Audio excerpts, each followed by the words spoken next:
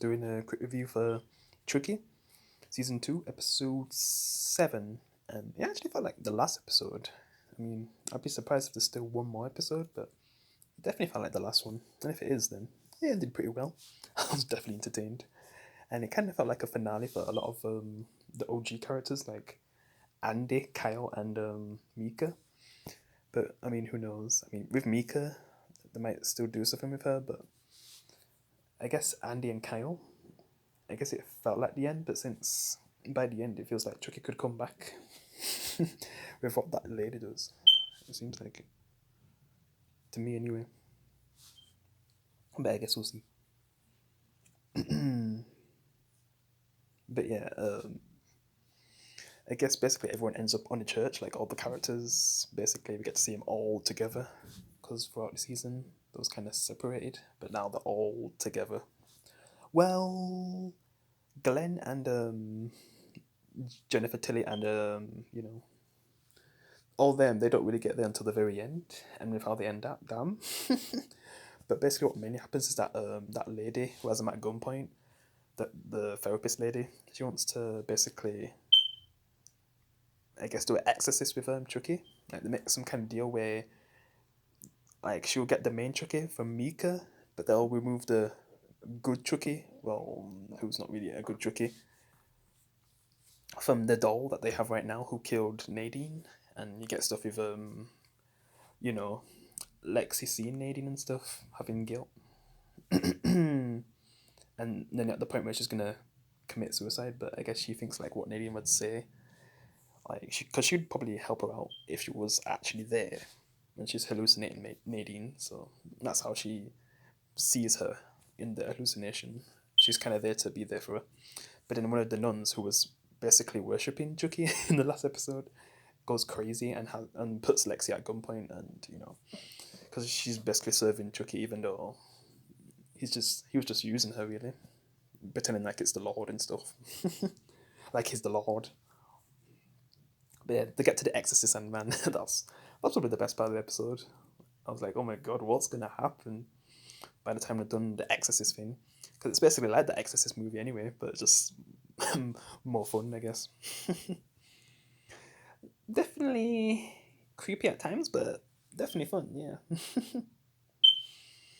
As for, I guess, Glenda, they're just trying to think like what kind of person they really are, and then when you actually get to see them talking to the father, because we haven't really got to see that since Seed of Chucky.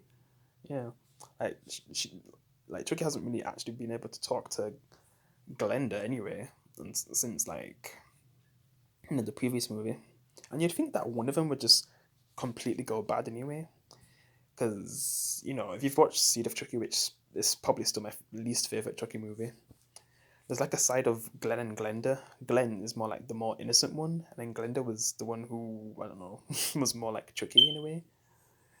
I mean, I've only ever watched that like once or twice, so. But yeah, I just thought Glenda would be the bad one though. Yeah, I mean, by the end we actually do see him kill, but it's for a good reason instead of a bad reason. Yeah, so I'm just thinking where what they'll do with those characters in the future. Yeah, since they're actually a part of the story now. They've definitely been entertaining. They've definitely brought something to like the dilemma, and I guess we'll see what they'll do with Chucky since he gets basically exercised, but he kind of leaves with basically killing the priest at the same time. It just makes me explode. Yeah, that was funny. Then after that, that's when they put the Chucky inside of Mika inside the doll when they get rid of the one that was already inside the doll. Yeah. And that's yeah, that's when things get a bit crazy. So basically, after then, the therapist tries to take the doll, and then you just see Lexi as hostage because basically Jake just wants to kill Chucky after everything. Like, yeah. But I guess she had a backup plan just in case things went wrong, which they do because when she tries to escape, Andy basically shoots Chucky in the mouth, and then she just flees basically. As for the nun with who's got like Lexi at gunpoint, like basically is it Glenda? that kills the priest. Not the priest, sorry, the nun. And then it's like literally takes out her eye, and it's gnarly. Yeah. As for the main Chucky, basically her plan was to, just in case things go bad, spread Chucky across the whole world. So his spirit's like all out there, and I guess before he moved on to wherever he will go next, he kind of kills the flipping priest. I'm surprised he didn't kill them all if he had that much power, unless he only had enough power to kill one. Two friends, like a new host or something. I mean, who knows what he's capable of now, from being inside multiple dolls to now literally being everywhere, like as a demon from Supernatural, where he can just, like, you get him out, but then he can just go to another body. Yeah, it seems like it's going to be like that now. Seems like they need Summon Dean now. Yeah. As for Mika, she's finally got rid of flipping Chucky out of her, but then something happens when, the wife comes. I think Jennifer Tilly tried to escape, but she ends up, because she's inside the doll and she tries to escape because Glenn lets her escape, but then she gets hit by a truck and she's basically dead. Yeah, and Chucky's wife's just like messed up because she loses her biggest fan.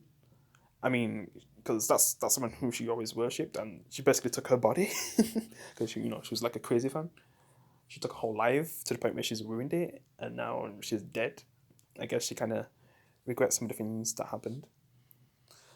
And then Mika just wants to get one last revenge and tries to shoot the wife, but one of the daughters gets in the way and takes a bullet.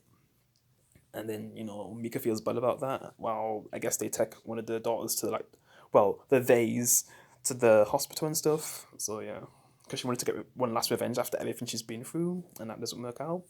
As for Andy and Kyle, they try to move on, and they kind of end it off with like a reference to basically Child's Play 2, with thinking like what they're gonna do with their life afterwards, after everything, and that's just a perfect way to end it for them if they're not going to be in the next season or whatever they do. I just want another movie, really.